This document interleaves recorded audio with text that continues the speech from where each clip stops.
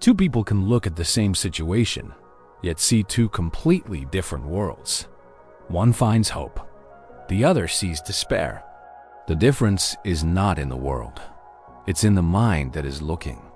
Your life is shaped far less by the events that happen to you and far more by the way you interpret them. The human mind is like a lens. If it's clean, clear, and focused, the world looks brighter. But if that lens is clouded with fear, resentment, or negativity, even the most beautiful scenes lose their light. From ancient times to modern science, one truth has remained the same. What you focus on grows. If you train your mind to constantly search for the good, your reality begins to shift. Opportunities seem to appear more often. Relationships feel richer, and even challenges start to carry hidden blessings. This is not just philosophy. It is a skill you can develop, a discipline that changes how you experience every single day of your life. Modern neuroscience reveals that our brains have what's called the reticular activating system, a filter that decides what information gets our attention. Imagine you just bought a red car. Suddenly, you start seeing red cars everywhere. It's not that there are suddenly more of them.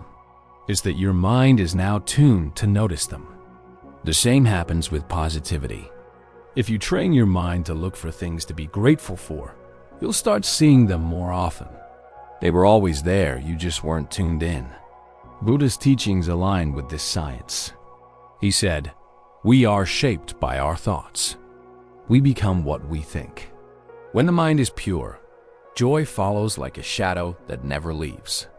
Your internal focus directly shapes your external experience.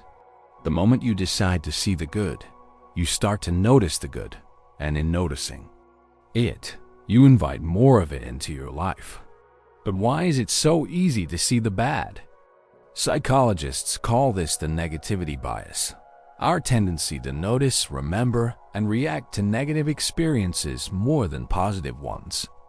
This bias helped our ancestors survive dangerous environments, but in today's world, it often just fuels stress, anxiety, and pessimism. If someone gives you 10 compliments and 1 insult, your brain is far more likely to replay the insult. That's not because you're weak. It's because your survival instincts are still active. The good news is, you can rewire this bias. Buddha taught that suffering is often not caused by the world itself, but by our mind's interpretation of it. In the Dhammapada, it is written, "Your worst enemy cannot harm you as much as your own unguarded thoughts." Think of two monks walking in the rain. One complains about the cold, the mud, the inconvenience. The other smiles, feeling grateful for the water nourishing the earth. Both are wet, but only one suffers. The difference is the story they tell themselves about the rain. Every moment is neutral until your mind labels it. Your interpretation gives it meaning. Lose a job? You might see it as disaster, or as the push you needed to find a better path. Get rejected? You might see it as proof you're not enough, or as protection from something that wasn't right for you. Face a failure? You might see it as the end, or as a stepping stone to mastery. Your perception creates your reality. This is why training the mind is so powerful. You can't control everything that happens to you, but you can control how you see it. In a small coastal village, an artist had planned an outdoor exhibition. The morning of the event, a massive storm rolled in, destroying the setup. Most people would have canceled in frustration. But the artist, instead of giving up, decided to adapt. She invited guests into her small studio, served hot tea, and painted live while the storm raged outside. The guests ended up calling it the most intimate and inspiring art show they'd ever attended. Same storm, different lens. Seeing the good in everything is not pretending bad things don't exist. It's about developing mental strength, the ability to acknowledge challenges while still searching for the lesson, the opportunity, or the beauty within them. Just like physical training, Mental training requires repetition, awareness, and choice. Repetition, daily practice of gratitude and positive reframing. Awareness, catching negative thoughts before they spiral. Choice, actively deciding to focus on the helpful, not the harmful. If you want to start training your mind today, try this. Each morning, name 3 good things in your life, however small. When something goes wrong, ask yourself, what's the lesson or hidden gift here? Before bed, recall 1 good thing that happened during the day, no matter how minor. These small, consistent habits slowly shift your mental filter, making positivity your default state. Buddha's wisdom and modern psychology agree. What you focus on determines your reality. Life will always contain both joy and difficulty, but your perception decides which one shapes you. Train your mind to see the good, and you will find it everywhere. Buddhist teachings were never meant to be locked away in monasteries or limited to ancient times. They are living wisdom, tools designed to transform how we see and experience life right now. One of his central insights was this: the mind is everything. Your joy, your suffering, your peace, and your chaos all grow from the seeds planted in your mind. This is not simply positive thinking.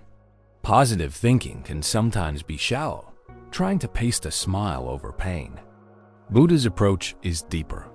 It is about cultivating clarity, awareness, and acceptance so that goodness can naturally rise to the surface, even in difficulty. When you train the mind this way, you don't need to force yourself to be positive. Instead, your perception itself changes, and positivity becomes the natural result.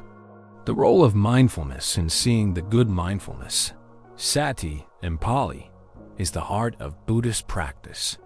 It is the art of being fully present, in the moment, observing your thoughts and feelings without judgment.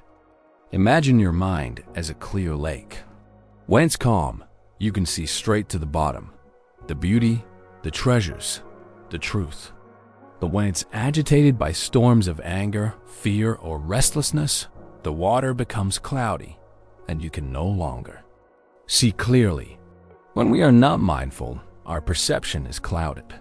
We miss the good that is right in front of us because we're distracted by what's missing, what went wrong, or what might go wrong in the future. Mindfulness trains us to pause, to notice, to appreciate. Buddha once said, "Do not dwell on the past. Do not dream of the future. Concentrate the mind on the present moment." The present is where life's goodness exists.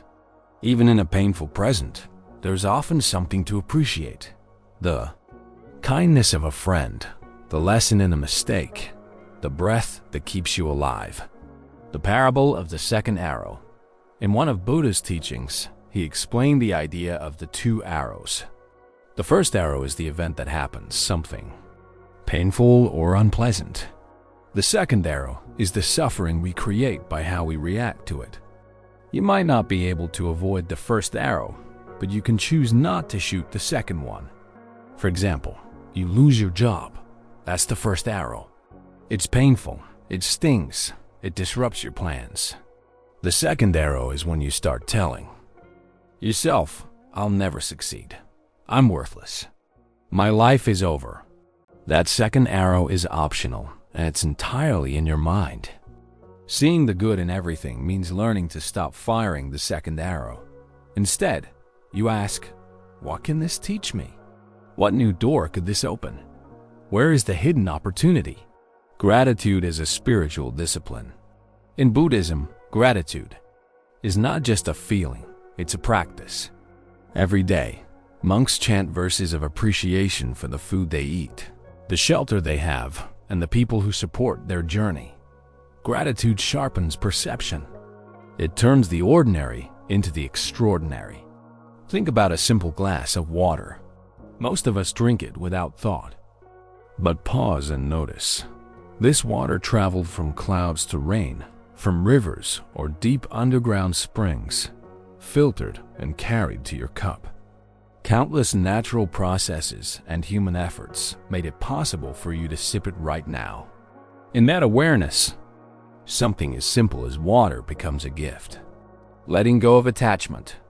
Buddha famously said, "The root of all suffering is attachment." At first, this might sound strange, though we all attach to things and people we love. But he wasn't saying we shouldn't love. He was pointing out that clinging, the desperate holding on to how things must be, blinds us to the good in how they are. When we're attached to a specific outcome, we miss the blessings of the present moment. If the weather ruins our picnic, we might fail to see the joy of an unexpected cozy afternoon indoors. If a friend moves away, we might focus so much on the loss that we forget to appreciate the beautiful memories we shared and the chance to connect in new ways. Letting go doesn't mean not caring. It means caring without demanding that life meet our exact conditions. In that release, we open space to see the good that is already here. The mirror of the mind. Buddha compared the mind to a mirror. Over time, the mirror can collect dust, anger, jealousy, fear, greed, which distorts the reflection. The world might look dark, not because it is dark, but because the mirror is dirty. Training the mind to see the good is like cleaning the mirror. Slowly, as the dust clears, you begin to see reality more clearly, and beauty appears where before there was only dullness. A clear mind reflects truth, and truth reveals that even in difficulty, life has moments worth cherishing. You can find the kindness in a stranger's gesture, the resilience in your own spirit, or the wisdom hidden inside a setback. Living with intentional awareness.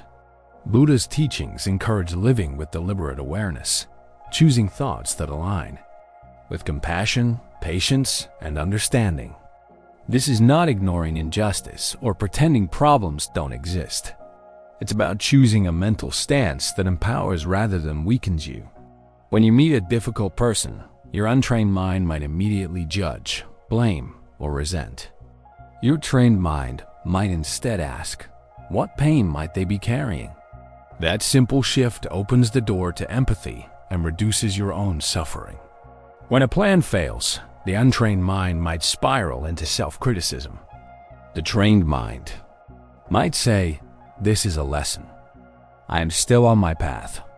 In the next flow, we can deepen into practical daily methods, the training plan for your mind, so that seeing the good becomes automatic rather than forced. This will be part 3, where we turn philosophy into a repeatable practice that your viewers can follow step by step. The ability to see something good in everything is not an accident. It is a discipline, a skill that must be practiced consistently until it becomes second nature. Just as a musician trains their ears to hear subtle notes or an athlete trains their body for precision, you can train your mind to notice beauty, opportunity, and meaning in every circumstance. This training is not about ignoring reality or pretending challenges don't exist. It is about expanding your vision so that the good is never invisible, even in the midst of difficulty. The key is to approach it as a lifelong practice, not a quick fix. Step 1. Begin with awareness. You cannot change what you don't notice. The first step is simply becoming aware of where your attention goes throughout the day. How often do you focus on what's missing rather than what's present? How quickly do you spot flaws compared to strengths? When something goes wrong, how much space do you give to appreciation before criticism takes over? Buddha taught that awareness is the foundation of transformation. Once you observe your thoughts without judgment, you begin to see the patterns that shape your emotional world. Daily practice.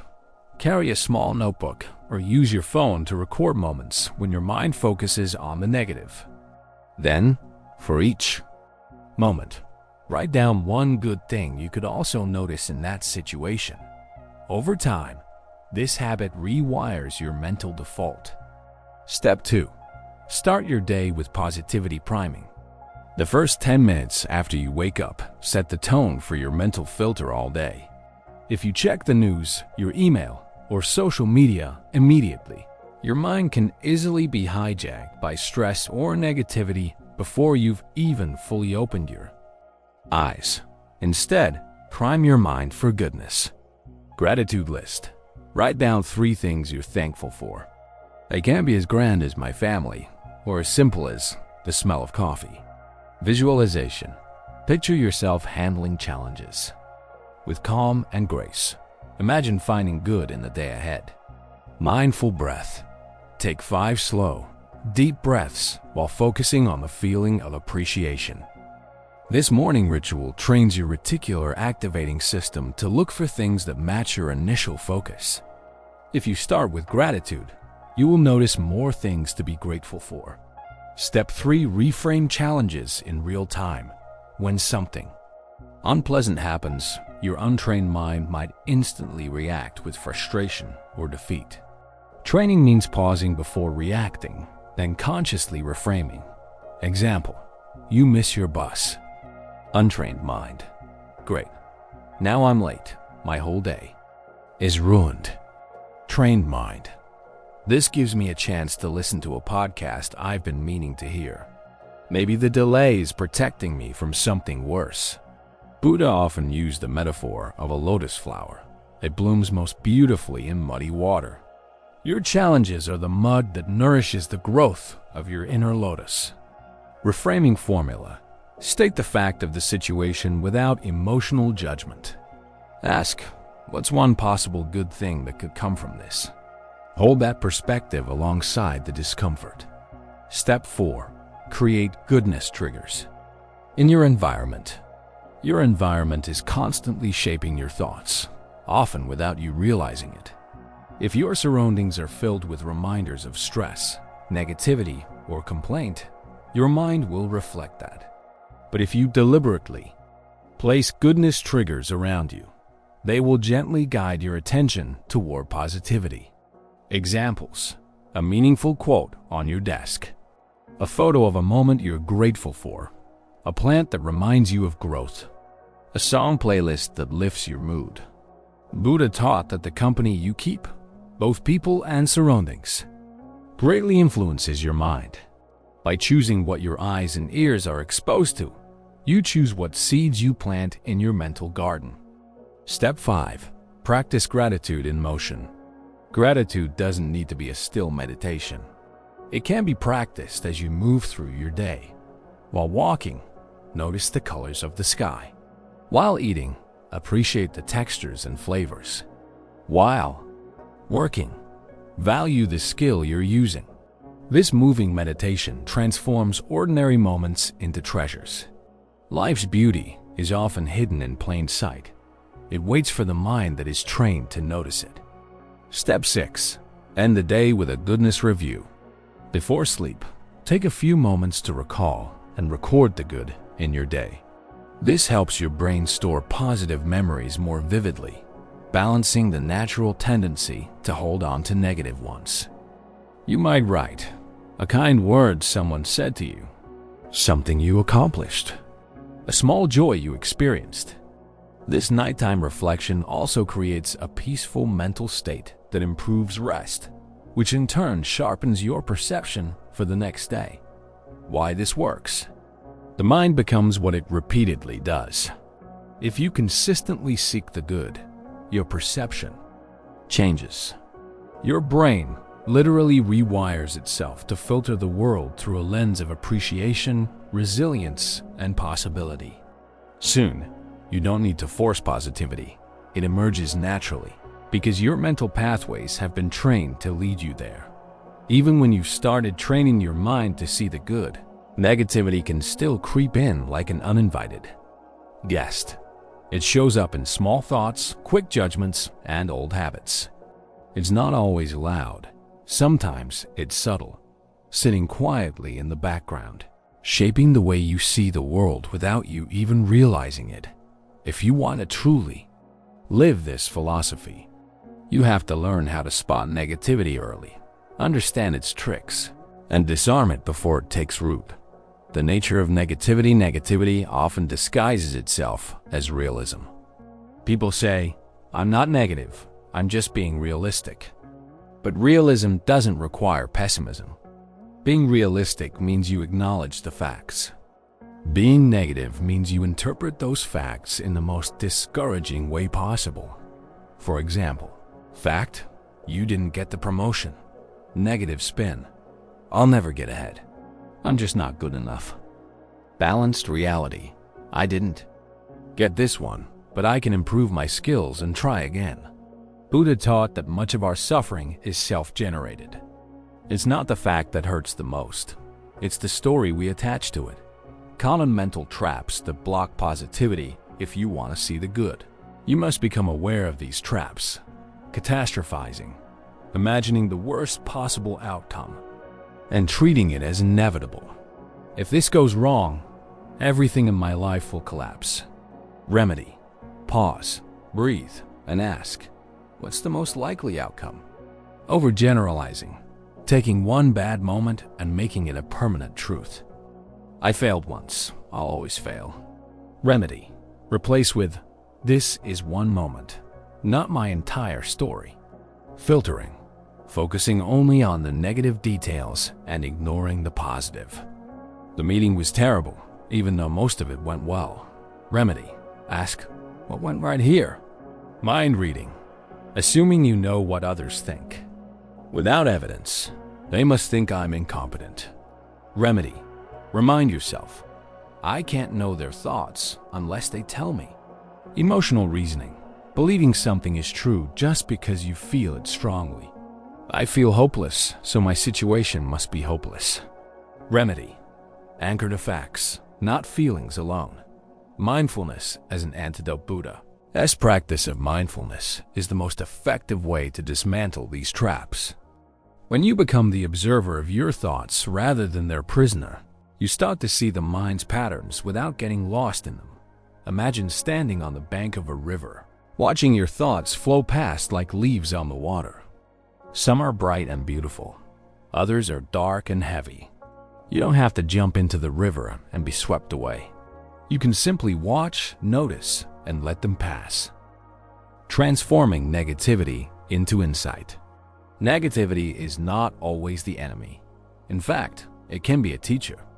Every time you notice a negative thought, you can use it as a signal to pause, a signal to breath, a signal to ask, what good might I be missing here? In this way, negativity becomes a doorway to greater awareness instead of a wall blocking your vision. The power of reframing pain.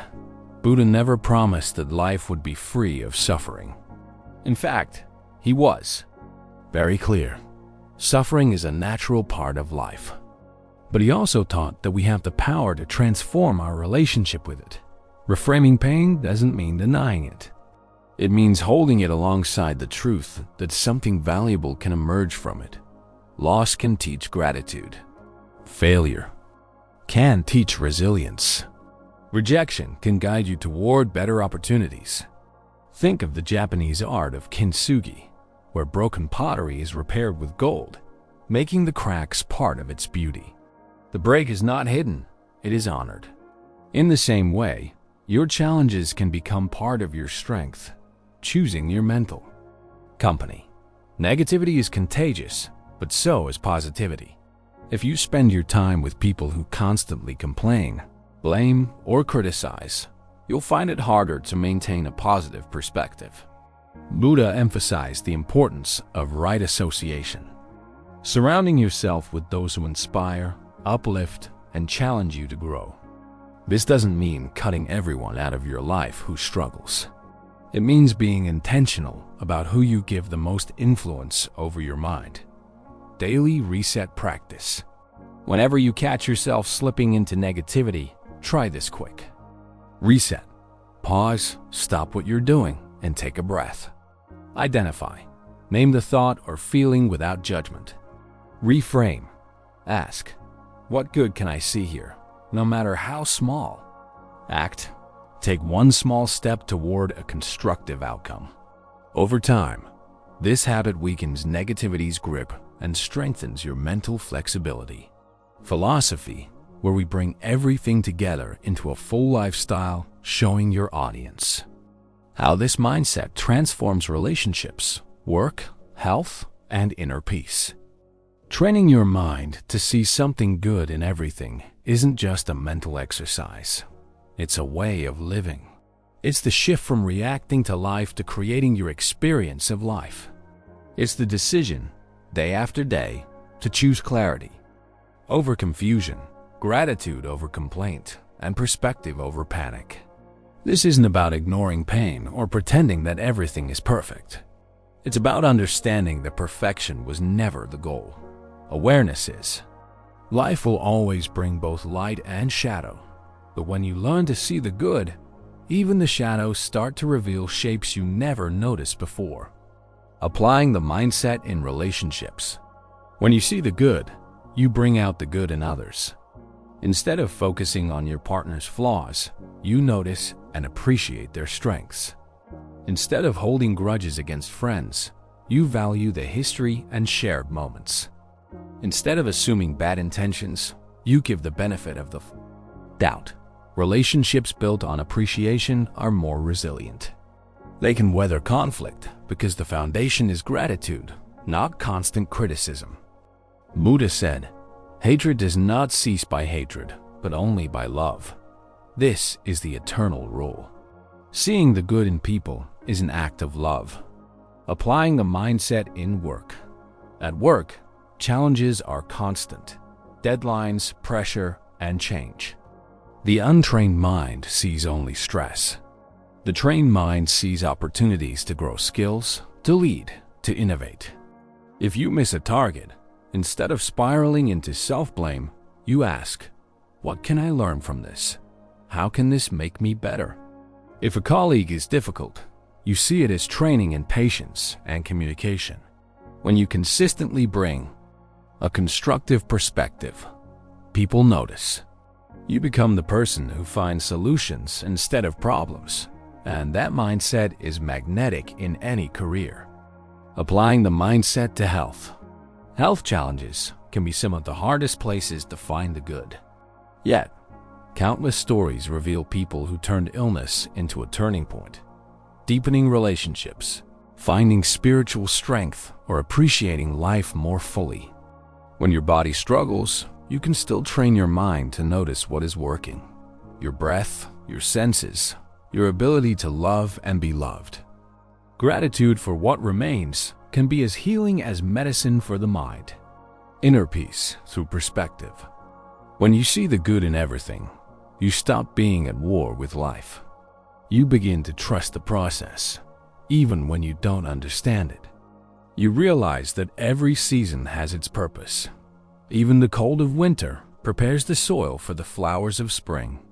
Buddha said, "Peace comes from within. Do not seek it without." Seeing the good is one of the most direct paths to that. Inner peace, because it keeps your mind anchored in what nourishes rather than what depletes you. The lifelong practice.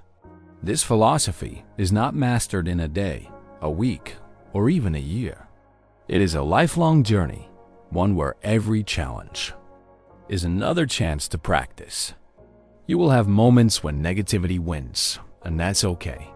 The goal is not perfection, but persistence. When you fall into old habits, you simply notice, breathe, and return to your training. Over time, those returns become quicker, and the good becomes easier to see. Your call to action. Today, decide that you will become a seeker of the good. Not just when life is easy, but especially when it is hard. Decide that your mind will be your ally, not your enemy. Decide that you will train it every day through awareness, gratitude, reframing, and mindfulness until seeing the good becomes as natural as breathing. Because here is the truth. There is always something good. Always. Sometimes it's obvious, and sometimes it's buried deep, waiting for you to uncover it. But it's there, and your trained mind will find it. Two people can look at the same life. One sees problems, the other sees possibilities. One sees loss, the other sees lessons. One sees darkness, the other sees the stars. Which one will you be? Train your mind to see something good in everything, and your life will never look the same again.